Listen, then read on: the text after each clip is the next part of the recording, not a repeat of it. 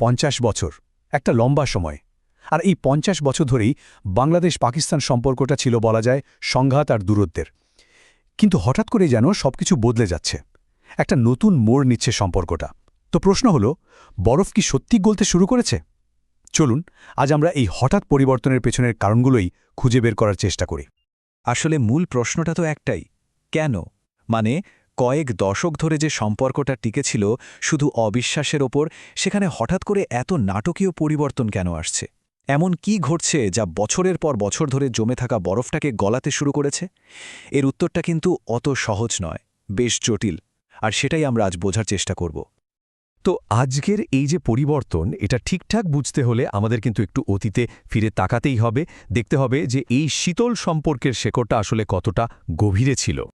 আচ্ছা, পাকিস্তান কিন্তু বাংলাদেশকে স্বীকৃতি দিয়েছিল ১৯৭৪ সালেই। কিন্তু সেই স্বীকৃতি সত্ত্বেও সম্পর্কটা কখনোই ঠিক স্বাভাবিক হতে পারেনি। কারণটা হলো, এর ভিত্তিটাই দাঁড়িয়েছিল কিছু অমীমাংসিত প্রশ্ন আর ৭১-এর তিক্ত অভিজ্ঞতার উপর।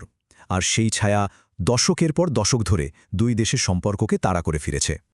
আর এই সম্পর্কটা যে খারাপ হচ্ছিল তার ধারাটা কিন্তু বেশ স্পষ্ট। দেখুন, ১৯৯৬ সালে যুদ্ধ নিয়ে একটা সম্প্রচারকে কেন্দ্র করে পাকিস্তান ক্ষুব্ধ হল। এরপর ২০১০-এ ঢাকা বিশ্ববিদ্যালয় পাকিস্তানের সাথে সব সম্পর্ক ছিন্ন করল। ২০১৪ সালে তো যুদ্ধাপরাধের বিচার নিয়ে কূটনৈতিক উত্তেজনায় এমন পর্যায়ে গেল যে একে অপরকে কূটনৈতিক বহিষ্কার করল। আর সবশেষে ২০১৬ সালে পাকিস্তানের সংসদে একটা বিল আনা হলো, যেটা সম্পর্কটাকে প্রায় ভেঙে ফেলার মতোই অবস্থা তৈরি করেছিল। কিন্তু দশকের পর দশক ধরে চলে আসা এই শীতলতার পর যা ঘটল তা ছিল একেবারেই অপ্রত্যাশিত। মনে হচ্ছে যেন দীর্ঘদিনের জমে থাকা সেই সংঘাতের বরফটা গলতে শুরু করেছে, আর আমরা একটা নতুন উষ্ণ অধ্যায়ের দিকে এগোচ্ছি। আগের টাইমলাইনের সাথে এই টাইমলাইনের পার্থক্যটা একটু খেয়াল করুন তো। মাত্র ১ বছরের মধ্যে কি হচ্ছে। বাংলাদেশিদের জন্য ভিসা চার্জ মওকুফ, একসাথে সামরিক মহড়ায় অংশ নেওয়া, এমনকি নতুন আকাশ আর সমুদ্রপথ চালুর মতো বিশাল প্রস্তাবও চলে এসেছে। এটা তো দিনের আলোর মতো পরিষ্কার যে পর্দার আড়ালে বড়সড় কোনো পরিবর্তন ঘটছে। আর ব্যাপারটা কিন্তু শুধু কথার কথা নয়, কাজেও এর প্রমাণ মিলছে। দেখুন, ভিসা অব্যাহতি দেয়া হচ্ছে, বাণিজ্য বাড়ানোর জন্য জয়েন্ট ওয়ার্কিং গ্রুপ তৈরি হচ্ছে, এমনকি দুই দেশের ফরেন সার্ভিস একাডেমিগুলো একসাথে কাজ করার জন্য চুক্তি করছে। এই সব কিছুই কিন্তু একটা দীর্ঘমেয়াদী সম্পর্কের দিকেই ইঙ্গিত দেয়। তাহলে আমরা আবার সেই মূল প্রশ্নে ফিরে আসি, কেন এই হঠাৎ পরিবর্তন? এর পেছনে আসলে দুটো বড় কারণ কাজ করছে। এক, বিশাল অর্থনৈতিক সম্ভাবনা, আর দুই, কৌশলগত নিরাপত্তার হাতছানি। প্রথমে অর্থনীতির দিকটা দেখা যাক। ছবিটা কিন্তু বেশ পরিষ্কার। এখন পাকিস্তান থেকে আমদানি করি প্রায় $৮৮৭ মিলিয়ন পণ্য, কিন্তু ওদের দেশে রপ্তানি করি কত? মাত্র $৭৮ মিলিয়ন। এই যে বিশাল একটা বাণিজ্য ঘাটতি, এটাই কিন্তু বাংলাদেশের জন্য একটা বিরাট সুযোগ তৈরি করে দিয়েছে। একটু ভাবুন তো, বাংলাদেশ যদি তার তৈরি পোশাক বা ওষুধের মতো শক্তিশালী খাতগুলো ব্যবহার করে পাকিস্তানে রপ্তানি বাড়াতে পারে, তাহলে কি হবে?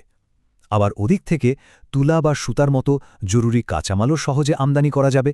আর সবচেয়ে বড় সুযোগটা কি জানেন? সেটা হলো করাচি বন্দর ব্যবহারের সম্ভাবনা।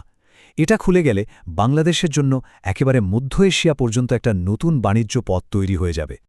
শুধু অর্থনীতিই নয়, নিরাপত্তার দিকটাও কিন্তু এখানে খুব গুরুত্বপূর্ণ একটা ফ্যাক্টর।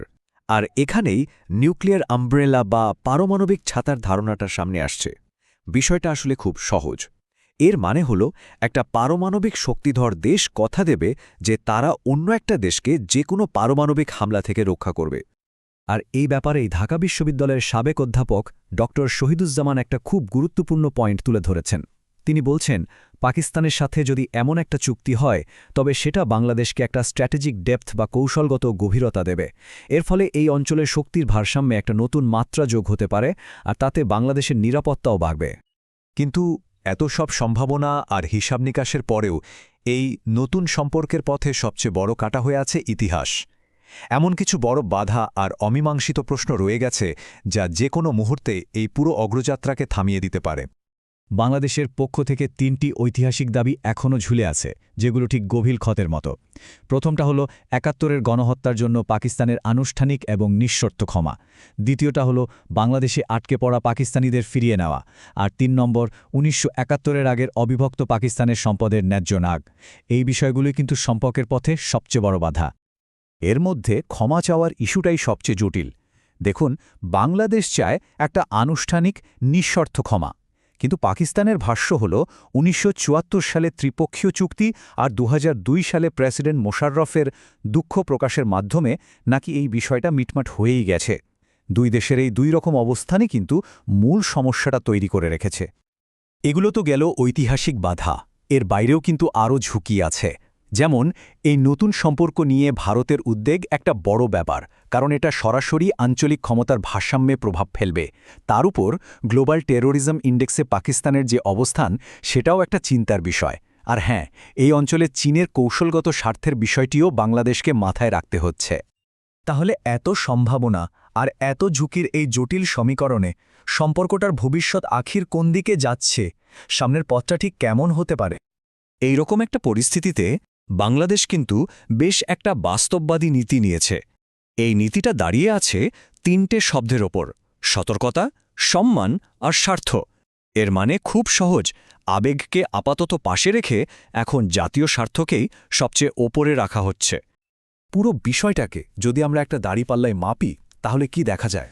দেখুন, এক পাল্লায় আছে সার্ককে পুনরুজ্জীবিত করার সুযোগ, বাণিজ্য বৃদ্ধি, নতুন বাজার আর কৌশলগত নিরাপত্তার মতো বড় প্রাপ্তি। আর অন্য পাল্লায় আছে ভারতকে হয়তো কিছুটা বিচ্ছিন্ন করার ঝুঁকি, সেই পুরনো ঐতিহাসিক অমীমাংসিত ইস্যু আর নিরাপত্তা নিয়ে উদ্বেগ।